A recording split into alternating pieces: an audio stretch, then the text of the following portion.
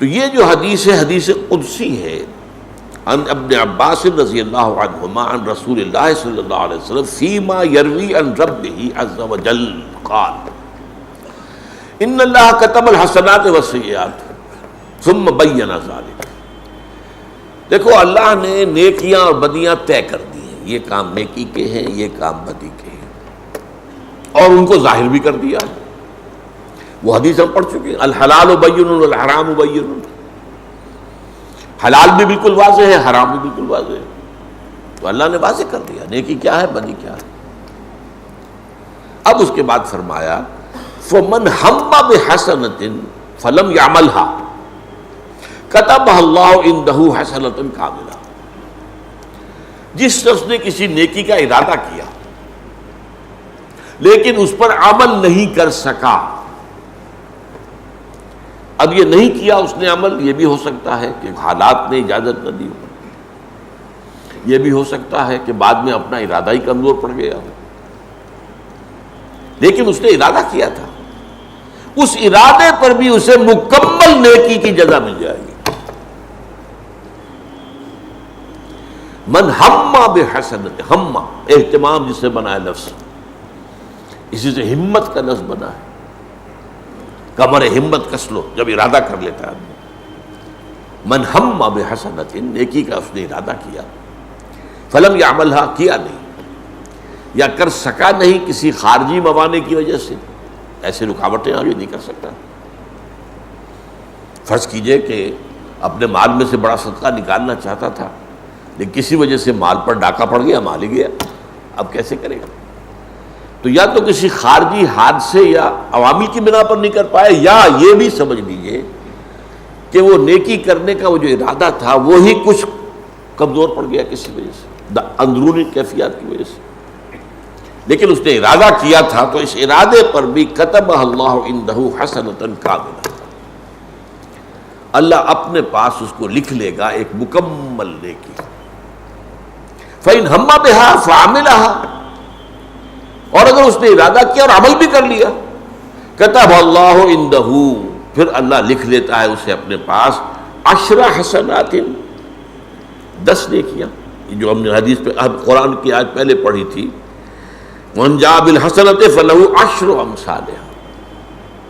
تو یا تو 10 گنا الی 700 ضعف، یا 700 گنا الی اضعاف کثیرہ، یا اور بھی گنا در گنا در گنا. یہ ہے اللہ کا معاملہ. نیکی کا ارادہ بھی کیا، عمل بھی کیا، کم سے کم 10 گنا، پھر 700 گنا، پھر اس سے بھی جتنا آدمی بڑھا، جتنا اللہ تعالیٰ بڑھا چاہیے. یہ اس کے لیے میں آپ کو ایک اور آیت قرآن کی سنا دیتا ہوں، کیونکہ قرآن اور حدیث جو ہیں وہ ایک ہی سکے کے دو رخ ہیں، ایک ہی تعلیم ہے، ایک جو وحی جلی میں آئی ہے، ایک وحی خفی میں آئی ہے. حدیث جو ہے اکثر و بیشتر وحی خفی پر مبنی ہے. یہ آیت سورہ بقرہ کی ہے. وَمَثَلُ الَّذِينَ يُنْفِقُونَ أَمْوَالَهُمْ فِي سَبِيلِ اللَّهِ، مثال ان لوگوں کی جو اپنا مال خرچ کرتے ہیں اللہ کی راہ میں، کمثل حبۃ، ان کی مثال ایک دانے کی سی ہے، گندم کا دانہ یا کوئی اور دانہ، چاول کا دانہ، چنے کا دانہ. اسے آپ نے زمین میں بو دیا، انبتت 7 سنابل، اب اس سے جو بھی گندم کا پودا بنا اس میں 7 سٹے گندم کے لگے ہوئے، یا مکئی کا پودا بنا مکئی کے 7 سٹے لگے ہوئے. فی کل سنبلۃ 100 حبہ، اور ہر سٹے کے اندر 100 دانے. تو کتنے ہو گئے؟ 700. وہی حساب جو اس حدیث میں آ رہا ہے، کتب اللہ عندہ 10 حسنات الی 700 ضعف، کم از کم 10 نیکیاں اور اس سے بھی بڑھ کر 700 گنا تک. اور اس کے بعد پھر یہ واللہ یضاعف لمن یشاء، اور اللہ اور بھی دگنا کر دے گا جس کے لیے چاہے گا. وہ یہاں پر آیا الی اضعاف کثیرۃ، 10 گنا، 700 گنا، اور اس کے کئی مرتبہ اس کا اور دگنے سے دگنا، دگنے سے چوگنا. وَإِنْ هَمَّ بِسَيِّئَةٍ، فلم يعملها، اور اگر کسی نے کسی برائی کا ارادہ کیا پھر عمل نہیں کیا، کتبہ اللہ عنہ حسنۃ کاملہ، تو اللہ تعالی اس کو اپنے ہاں ایک نیکی درج کر لے۔ اب یہاں میں نے ذرا غور کیا، اس نے ارادہ کیا تھا بدی کا، اگر کسی خارجی معنی کے تحت نہیں کر پایا،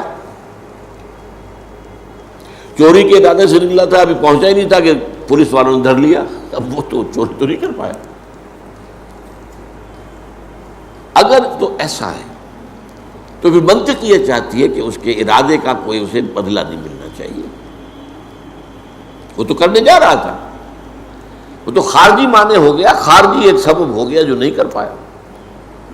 اور ایک یہ ہو سکتا ہے جو میں نے پہلے کہا کہ اس کے بدی کا ارادہ ہی کچھ اپنی باطنی ہی کیفیت کے اندر کوئی ضمیر کی خلش، کوئی وہ جاگ گئی اور وہ باز آ گئی، تو اب تو لازماً اس کا حق ہے کہ اس کو نیکی کا درجہ جو ہے لکھ